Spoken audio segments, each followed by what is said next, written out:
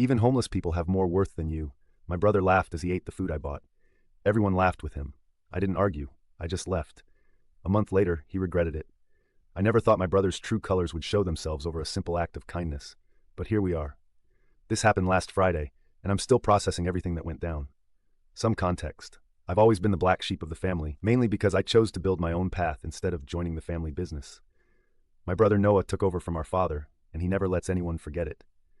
The thing is, I've done pretty well for myself, well enough that I'm usually the one paying when we go out as a family. Friday was meant to be a celebration. Noah had been bragging about some big deal he'd closed, so I offered to treat everyone to dinner at this upscale place downtown. My mother, Cora, was there along with Noah, his wife Isabella, and their daughter Hazel. Hazel's 8, and probably the only genuine person in our family besides me. The evening started normally enough. Noah dominated the conversation with his usual self-importance, while Isabella nodded along like he was sharing the secrets of the universe. I've learned to tune it out over the years, focusing instead on Hazel's stories about school and her latest art project. It was when our food arrived that things took a turn. Through the restaurant's window, I noticed an elderly man sitting on the bench outside. He had a small cart with what looked like everything he owned, and he was trying to stay warm in the evening chill. I've been fortunate enough to be in a position where I can help others, so I quietly asked our server to add another meal to our order, their soup of the day and a sandwich, and have it packed to go. No one noticed the exchange. "Playing savior again, little brother," he smirked. I ignored him and continued my conversation with Hazel about her science project. But Noah couldn't let it go. "You know," he said loud enough for nearby tables to hear, "it's funny how you're always trying to prove you're better than everyone else with these charitable acts. Is it because you're trying to forget when we were kids and Dad had to bail out your failed ventures?" I kept my focus on Hazel, but she had gone quiet, watching the adults with that perceptive look kids get when they know something's wrong. Isabella was already giggling and anticipating whatever Noah would say next. The server returned with the packed meal, and I excused myself to step outside. As I approached the elderly man to offer him the food, I could hear Noah's voice carrying through the restaurant's open window. "Even homeless people have more worth than you," he laughed. "At least they're honest about who they are. You're just pretending you're not the same failure you've always been." The elderly man had just thanked me when the sound of laughter erupted from our table. My mother's nervous titter, Isabella's shrill cackle, and Noah's booming laugh created a chorus that felt like it was drilling into my skull. Only Hazel remained silent, her face pressed against the window, eyes wide with concern. I walked back inside, sat down, and finished my meal in silence. Noah continued his performance, throwing in jabs about my charity cases and how I was trying to buy a personality. Each comment got its expected laughs. I watched Hazel push her food around her plate, her earlier enthusiasm completely deflated. When the check came, I pulled out my card without a word. Noah was in the middle of another story about his business acumen when I stood up. "Thanks for dinner," Isabella chirped, not even looking up from her phone. I looked at each of them, my mother avoiding eye contact, Noah and Isabella lost in their own world, and Hazel, who suddenly jumped up to give me a hug. I held her tight for a moment, then set my card on the table. "The bill's paid. I need to go," was all I said before walking out. Through the window, I could see Noah rolling his eyes, probably launching into another commentary about my dramatic exits. What they don't know is that I spent the weekend making some calls and checking into things I've been ignoring for too long. I've supported the family business more than they realize, and maybe it's time to take a closer look at exactly what my brother's been doing with all that responsibility he's so proud of. The elderly man was still there when I left. He'd saved half his sandwich, carefully wrapping it in the paper napkin for later. He said it with a dignity that Noah could never understand. I handed him my business card, told him to come by my office if he needed anything. Noah thinks worth is measured by how much you can take from others. He's about to learn how wrong he is. Update 1 first. Thank you all for the supportive comments on my last post. A lot has happened, and I need to share what I've discovered. It's worse than I initially thought. These past 2 weeks have been interesting. My phone has been lighting up with messages from family members, each more desperate than the last. I haven't responded to any of them, except for Hazel's text about her art projects. She shouldn't have to suffer for the adults' drama. The really interesting part started last Tuesday when I received an email from Eliza, my father's old friend who handles some paperwork for the family business. The subject line was simple: "We need to talk." What followed was a 2-hour video call that left me feeling cold. Turns out, my brother Noah's big deals weren't exactly what he'd been claiming. Eliza had noticed discrepancies in the accounts, small at first, but growing increasingly obvious. She tried bringing it up with my mother, but Cora just brushed it off with her usual, "Noah knows what he's doing" attitude. I spent the next few days quietly digging through records Eliza sent over. The pattern was clear. Noah had been systematically siphoning money from the company for years. Not just small amounts either. We're talking about millions in consulting fees to shell companies that all seem to lead back to personal accounts. The irony? Some of those accounts were funded by my own investments in the family business. Every time Noah needed a capital injection for his supposed expansion plans, guess who he came to? And I had always helped, believing I was supporting our father's legacy. Yesterday, Isabella called. Not to apologize, mind you, but to ask if I'd be attending the board meeting next week. Her voice had that fake sweetness she uses when she wants something. I let it go to voicemail, but her message was revealing. Noah says it's just a formality, but he really needs you there to sign some papers. Family has to stick together, right? Right? Family. What she doesn't know is that I've already spoken to the board members. Turns out Noah's been feeding them different versions of the company's status for months, each version carefully crafted to hide his mismanagement. But numbers don't lie. And these numbers tell a story of systematic theft and fraud.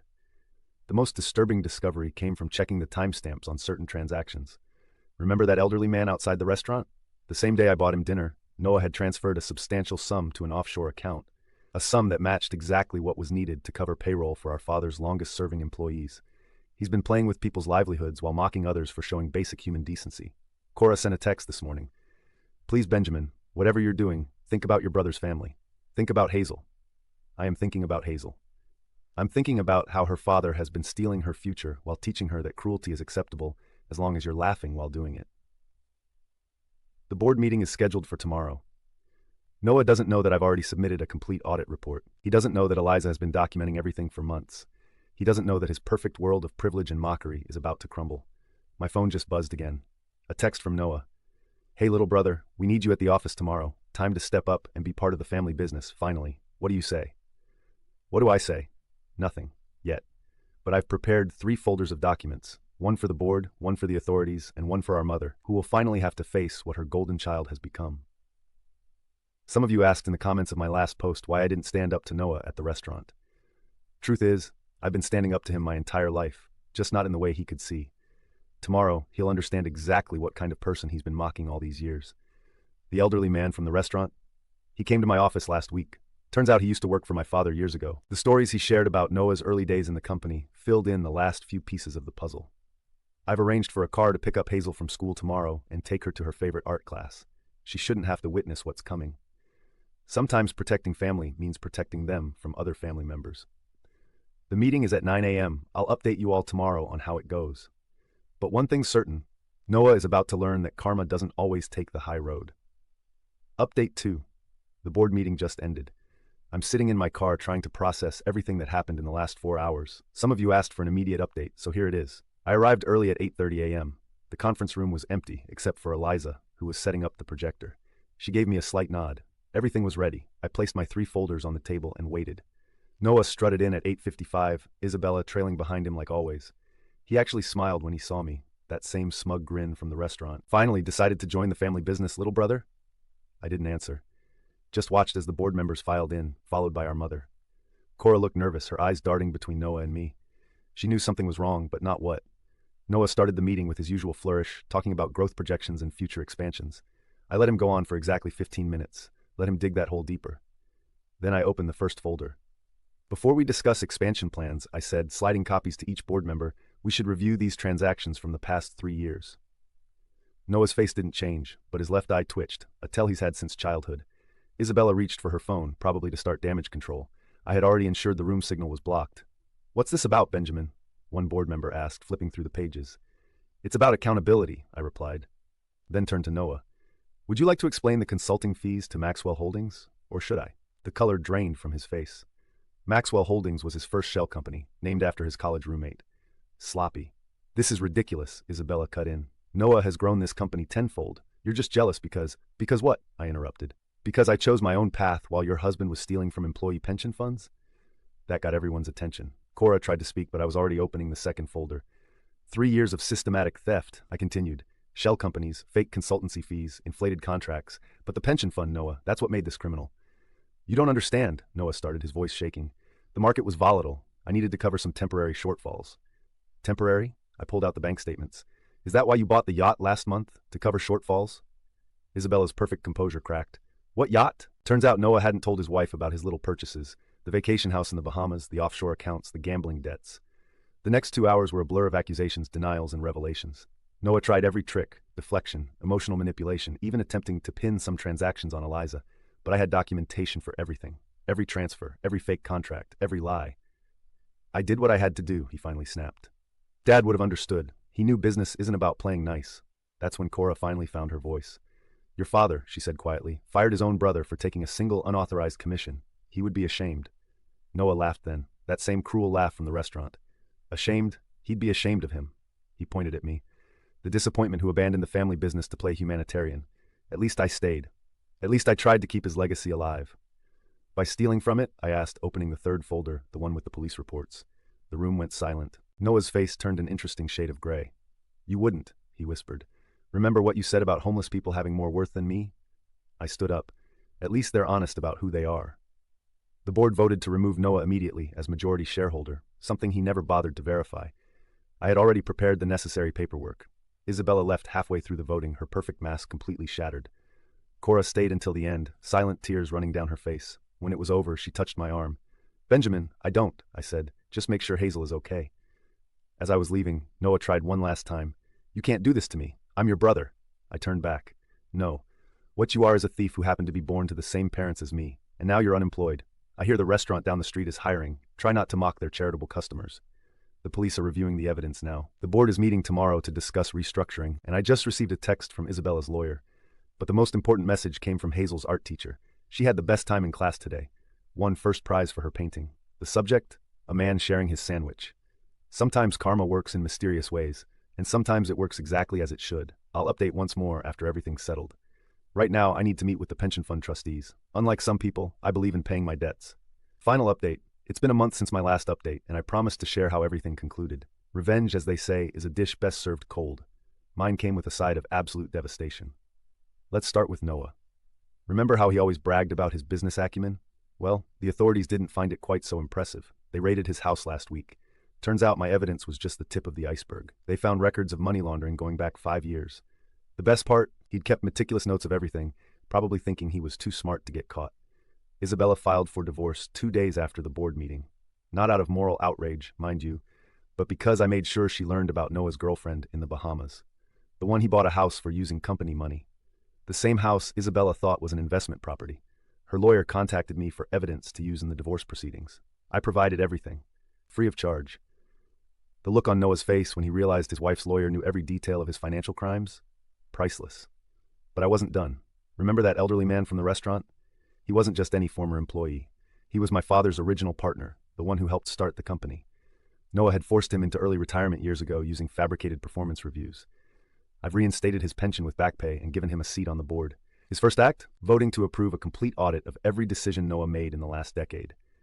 The pension fund scandal hit the local news. Noah's face was on the front page, being escorted out of his house. His friends in high society? They vanished. Amazing how quickly people distance themselves when the facade crumbles. Cora tried to play peacemaker, begging me to drop the charges. He's still your brother, she pleaded. I showed her the surveillance footage of Noah mocking elderly employees as he cut their retirement benefits. She stopped defending him after that. The company, I've taken control, but not in the way Noah always wanted me to. I've restructured it into an employee-owned corporation. Every long-term employee now has equity. The look on their faces when they learned they'd be shareholders, not just workers. That's what real business leadership looks like. Isabella's social circle has crumbled. Turns out people don't want to associate with someone who knew about pension theft and stayed quiet. Her country club membership was revoked last week. Apparently, they have standards. Who knew? Noah tried to contact me through his lawyer, offering to make things right if I dropped the charges. I forwarded the message to the prosecutors as evidence of attempted witness tampering. He's facing 15 years now, not 5. But the real karma? That came yesterday. Noah had hidden money in crypto accounts, thinking he was clever. What he didn't know was that I'd been tracking those accounts since day one. When he tried to access them from his parents' house, where he's been staying since the divorce, he found them empty. Every cent transferred to a trust fund for Hazel. Speaking of Hazel, she's living with Isabella's sister now. I've arranged for her to attend the best art school in the city. The trust fund will cover her education through college. Noah can't touch a penny of it. His daughter will have opportunities he can't control or steal. The elderly man who sparked all this? He's thriving. I've set up a foundation in his name to help retired employees. The first recipient? Noah's former secretary, who he fired for asking too many questions about the accounting. Yesterday, I received a letter from Noah's prison. He wrote that he finally understands what true worth means. I had it framed and hung it in the boardroom, right next to the new company mission statement. Integrity is not negotiable. Some of you asked if I feel bad about destroying my brother's life. I don't. He had years to choose integrity over greed, kindness over cruelty. He chose wrong, every time. I visited that restaurant again last night, sat at the same table, but this time I wasn't there with family. I was there with the elderly man, now board member, and we discussed plans for the company's new charitable foundation. As we left, I saw someone who looked like Noah's former golf buddy buzzing tables. Karma does take its time, but when it arrives, it brings receipts. This will be my final update. The company is thriving, Hazel is flourishing in her new school. And Noah? Well, orange is apparently his new signature color. Sometimes the best revenge isn't just watching someone fall, it's making sure they have a clear view of everything they lost as they hit bottom.